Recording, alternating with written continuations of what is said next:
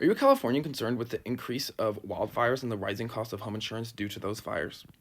Well, I'm running for governor, and here are my 7 solutions for increasing fire safety and preventing wildfires. Now, step one sounds traditional. It's brush management, but using the animals.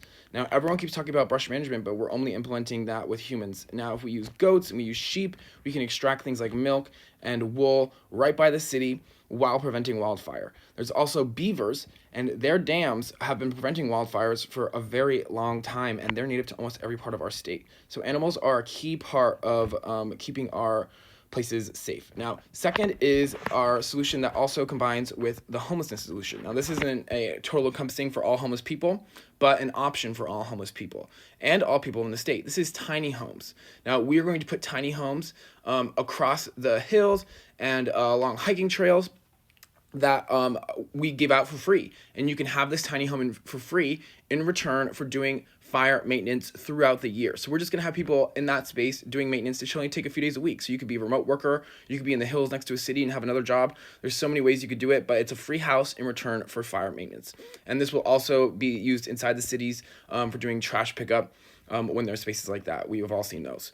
Now, third is our recycled water plants. Now, we have just legalized the recycling of wastewater directly into the directly back into the water lines. Now, what I'd like to do is pump that water back uphill. And you're like, oh, it costs so much money. But while we are reducing our risk of, this is in combination with desalination, right? So what we're doing is we're removing our need to import water, which takes a lot of pumping over mountains, and we're just going to be pumping up the hill near us to keep the hill safe. We're going to have babbling creeks all year long, and the beavers are going to be there, and it's going to be beautiful. And we're going to try to do it in a way so we don't make it humid in the cities. We can plan that with the plants. Now, fourth is also dependent on our desalination and recycling water. That is putting wind turbines in the hills where the wind kind of increases because of the shape of the topography. And in these wind turbines, we'd like to integrate sprinklers. Now, we need to do testing and modeling to make sure this works, but the idea is when the air gets dry, we turn on the sprinklers. And those dry Diablo winds that bring the fire risk, we just make them a little wet with our sprinklers. And we'll need that desalinated water and those recycled waters, but this should be a significant way to reduce risk in our most dangerous times. Now, fourth, five, is refilling our inland lakes. So there have been lots of lakes that have been completely drained by cities and other places in California. And with our desalination, refilling these lakes, that is going to reduce the dryness of the air that's blowing in. All of our fire risk comes from dry winds coming from the desert. So any way that we can reduce that dryness is going to increase our safety. Now, 6 is the fireproofing of homes. So as you know, we continue to build further and further into the mountains. And so basically the idea of this is if you're going to be building a new neighborhood on the edge of nature, then they need to be fireproof houses. And there's a lot of ways to do that. You could just make them fully out of concrete. You can make them buried, so there's like a dirt roof. You could do these dome homes that people talk about that are fireproof. Any way that you want to do fireproof housing, we need to subsidize that as a state, so that we have a line of space where there is water access to fight fires, but as limited surface that is like causing fires to happen.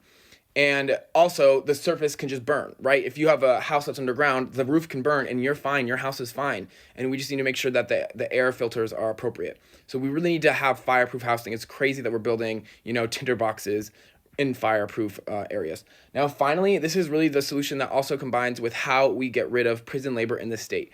Most of the prison labor in our state is being used to fight fires. And that's weird because when we let prisoners go, sometimes we just throw them into a city with $20 as a homeless person, but we're expecting them to save our houses. So as the technology empire of the world, basically, we need to be investing in the robotics that can fight fires without risking human lives. All human lives are sacred, and we should be sending robotics into the heart of these fires and fighting them right in the spot, not doing edge work. And I plan to open at least one university that's completely dedicated to technology to do this, whether that be the plane technology, the ground technology. We really need an international university where everyone can come together and say, how are we going to fight fires in the new modern way? So if you are afraid of fires and you think that these ideas sound good, I really hope you'll check out my campaign and support us. We need donations, we need volunteers, we need help calling people on the phone and canvassing on doors. So please check us out. Our website is george4ca.com. We can stop the fires. We can lower the cost of insurance. We can make it safe to live in California again. So let's do this together, and thanks for staying around. Have a great day. Additionally, I would just like to add that Native Americans have been controlling fires by both doing controlled burns and also in these large forests, you also do something where you clear the first 40 feet of branches so the fires can't reach the branches. And we will continue these programs and we will support Native people. We will support and pay good wages for Native people, but this also combines with the land back movement where we're helping them live on the lands of their ancestors. And if you're going to be protecting the land, like especially then you should have the right to live there. So that kind of combines with our tiny homes, but it doesn't have to be, tiny homes necessarily. I mean, they could build the houses they want especially if it's their native land. So I do support all of those practices as well. These are these new novel solutions that I would be implementing that you haven't maybe seen before. So thanks, Zan, for joining.